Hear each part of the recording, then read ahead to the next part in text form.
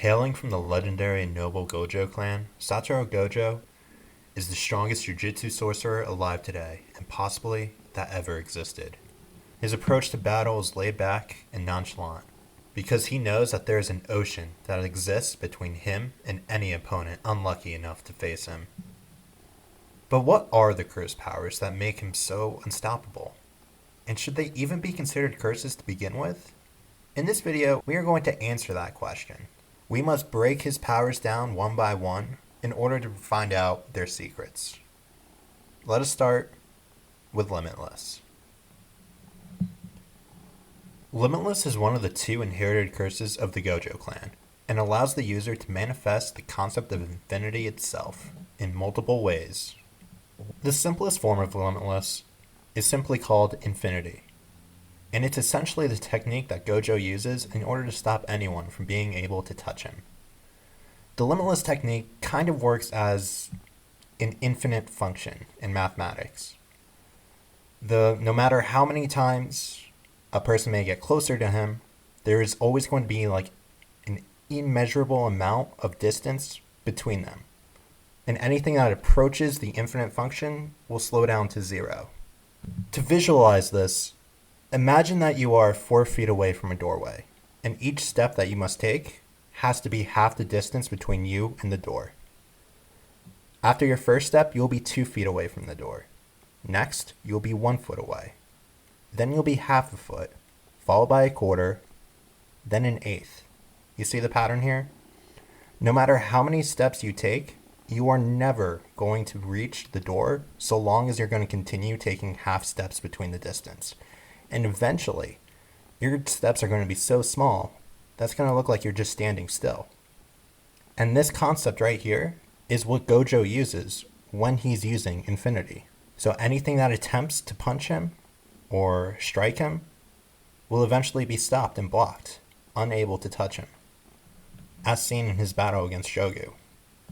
But there is more to the application of Limitless that Gojo uses. The more advanced series of techniques seem to be based off of the color spectrum. Gojo has so far only showcased 3 colors: blue, red, and a combination of the two, violet. Starting with blue, blue increases the cursed energy of infinity, which has it act like a magnet. By infusing cursed energy into the spaces that exist between him and his opponents, it causes a violent reaction that ends up pulling them closer to him. The next color technique is red, which exists on the opposite side of the spectrum. This technique utilizes reverse cursed energy, which ends up reversing the effect of infinity, which allows Gojo to repel his opponents away from him, using the negative cursed energy. The final color technique that he showcased was hollow purple, that mixes together the attractive properties of blue and the repulsion properties of red, which transform them into something that is capable of deleting matter itself. Now, I was kind of curious, so I looked up Japanese color symbolisms to see if maybe the colors were chosen based off of like color symbology. And believe it or not, there can be an easy connection that can be drawn from them. So for instance, red, which represents the reverse cursed energy, is a color that's oftentimes used to scare away evil spirits. While blue, on the other hand, symbolizes a more mystical world, and in kabuki theater is oftentimes used by evil or malevolent creatures, which is something I thought was kind of neat. However, they probably more so represent the color spectrum of visible light, seeing how Gojo's powers seem to revolve around subatomic particles, which kind of does make sense seeing how red and blue are both on the opposite sides of the color spectrum, one being the representing reverse and one representing increase. Now to close up this section on Limitless, let's go into Gojo's domain expansion. Inside Gojo's domain, the concept of infinity is highlighted. See, an enemy trapped within Gojo's domain is bombarded an endless stream of information, overloading their brains and their senses, leaving them in what appears to be a catatonic state. Now let's move on from infinity over to Gojo's second curse, and that is the Six Eyes. Six Eyes are another inherited curse of the Gojo clan that give the users immense perception and processing power, and allows the user to use their cursed energy so efficiently.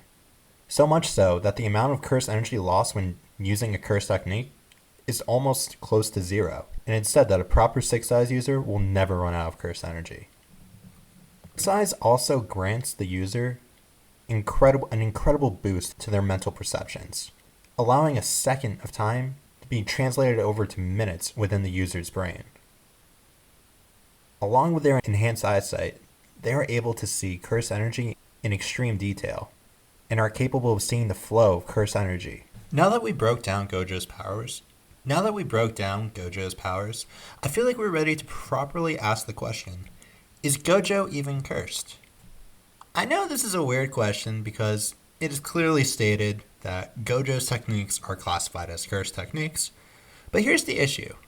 Nearly all of the curses in the series have some level of a real-world influence to them. And honestly, I don't think there's anything that exists in folklore or mythology that even resembles Limitless. You can maybe make the case that Gojo's 6 Eyes are based off of the 5 Eyes of Buddhism, but even then, it's hard to tell. However, Gojo does show a curse that has been gaining popularity in anime over the last decade, and that is the curse of the overpowered character, or to put it another way, the curse of the exceptional. Gojo is suffering from the loneliness that comes when someone has reached the pinnacle, knowing that nobody can touch them or come near their throne. What would be a serious life or death situation for anyone else is just a jovial walk in the park for them.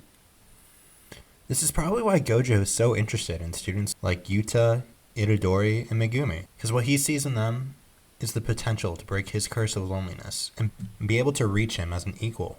This is probably why he's so willing to rebel against the entire Jujutsu society, a society that he views as stuck in their old ways and incapable of adapting to the modern world, and take such risks in order to protect and grow these characters, in contrast to him who doesn't fear their powers, but instead wants to nurture it.